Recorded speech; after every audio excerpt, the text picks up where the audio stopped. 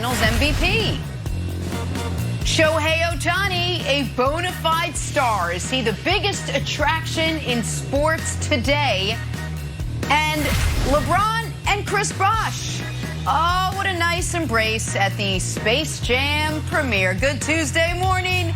Welcome to First Things First. Jenna Wolf, Nick Wright, Brendan Marshall, Kevin Wildes. Nick, where were you, like 3 feet to the left? Were you like right in back of them? Had you already walked the red carpet? Well, I just want to know where you were at the Thanks to Colin Cowherd's day off, I had to cancel my flight to LA to fill in for him, so I couldn't go. But more importantly, Jenna, what's on your forehead? What happened? You good? My forehead? These guys make so much fun of me because I sat down a little bit late this morning. Literally the worst, and it's why we love you, Nick Wright. We start this morning in a very loving way with a story that really should not have been a story. Team USA basketball, once thought to be a lock at this summer's Olympics. Hey, look, now we're not sure. We're not so sure. So many big names on that roster, and yet they've stumbled out of the gate in exhibition play, losing to Nigeria over the weekend and losing again to Australia last night. And that Australia team, led by Joe Ingles and Patty Mills, beating KD, Dame, Tatum, Bradley Beal, a slew of other stars. Team USA head coach Greg Popovich took issue with the reporters' level of concern after the game. Take a listen. Let me also answer that question. You know, you asked the same sort of question, the same family of question last time, where you assume things that are not true. When you just mentioned, you know, blowing these teams out, that's never happened. When you make statements about in the past just blowing out these other teams, number one, you give no respect to the other teams. And I talked to you last time about the same thing. We've had very close games against 4 or 5 countries in all these tournaments. So the good teams do not get blown out. There are certain games that might happen in one of the tournaments in the World Championship, the Olympics, where somebody gets blown out. But in general, nobody's blowing anybody out for the good teams. So when you make a statement like that, it's like you assume that's what's going on. And that's incorrect. All right, Nick, you heard Pop. How worrisome is all this? Oh, it's more than moderately concerning. And let me defend Joe Vardon, who was the reporter there that was the subject of Greg Popovich's scorn. First of all, you know the most concerning part of that whole little press conference was when Greg Popovich was able to reference Joe Vardon's question from the last time the U.S. lost as a massive favorite 2 days ago. He's like, we went over this 2 days ago. Yeah, buddy, we did. That's why there's the concern here. And credit to Kevin Wildes, who wanted us to talk about the U.S.-Nigeria game yesterday. And I was like, who cares? It was a one-off. It doesn't matter. And then they get beat by the Boomers, who I do think Wildes has a futures bet on for the Olympics. So double credit to him there as well. Listen, part of this is Popovich. The U.S. had lost one exhibition game from 92 to when Pop took over as coach after 2018.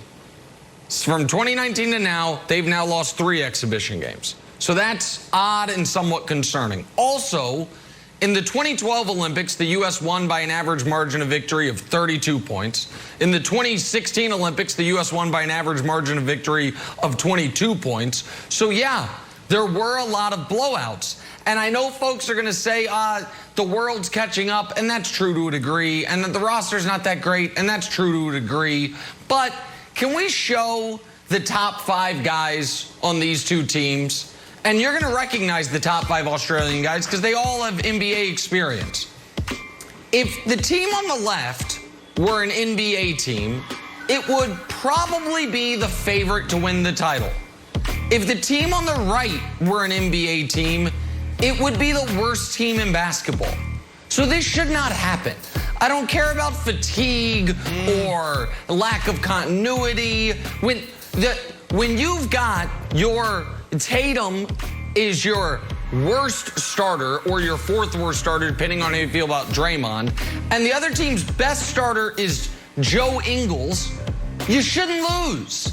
And so, Brandon, all of a sudden, while I'm not buying Wild's Australia futures bet, my Slovenia Luka Doncic futures ticket at 56 to 1 all of a sudden feels a little live. So I don't know that the U.S. is a lock for the gold anymore at this point. I think it is somewhat concerning.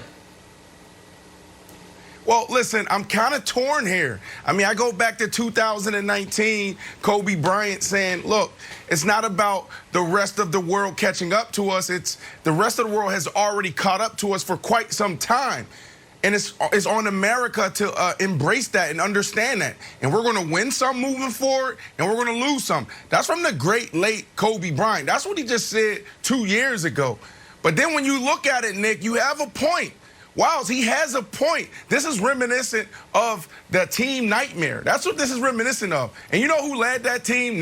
Nick Wright's boy, LeBron James, 2004. That was the worst team we've ever seen.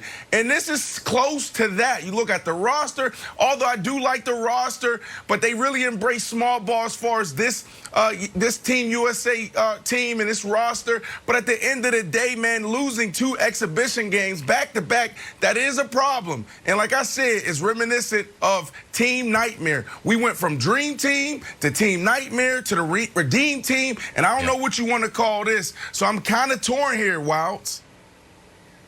Okay, so first let me get out my obligatory Ben Simmons should play on the Boom Squad, and it would help him immensely in his development and confidence if he was with this Australian team. I just want to get that out. I'm never letting it go. It is the right move, and Ben Simmons made the wrong decision. Okay, now that that's gone, I will tell you why I am worried, Nick. All right, Jenna, you know how there's like a HIT workout, H-I-I-T, I think there's 2 I's. I am HIT worried, Yes, and here's why. Number 1, H, historical. If we can put up the graphic there, Pep. I know Nick talked about the Olympics. This is the exhibition. So yeah, Pop, like Nick said, and Joe Vardon has a point, we do usually blow teams out historically. So there's a historic reason to be worried. Now time for the I, the intensity. So Pop mentioned like, we kind of got to get our fitness underneath us. We played good defense in the first half. We played bad defense in the second half. That might be just an effort thing, an intensity thing, because I'm not necessarily buying the fitness aspect, the health aspect, the get our legs under us aspect, because Matisse Thybulle, last time I checked, played a lot of NBA basketball, and this is from our buddy Zach Zeman. Hey, Zach, good news, we're friends now, just because I saw you on a tweet. He said, Matisse had more points than Tatum, more rebounds than Levine, more assists than KD, more...